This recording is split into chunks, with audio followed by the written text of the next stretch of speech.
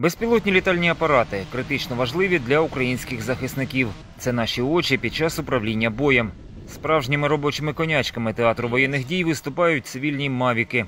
Нацгвардієць Валерій, оператор БПЛА, розповів про використання такої техніки. Достався він до нас від волонтерів, за що їм дуже дякуємо. Він нам допомагає знешкоджувати техніку, особовий склад.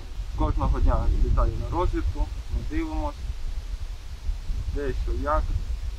Було знешкоджено завдяки йому нашою артилерією, Тигри, Урал, а також склад боєкомплектів військовослужбовців РФ. Побачили, як тоді під'їжджають їхня техніка, загружається. Підлетіли, приготувались, включили запис і знімаємо, як вони куди попадають, куди не попадають, і їх коригуємо. І знищили їхній склад. Тут зум на 28 крат, ми можемо близько не долітати, як для розвитку.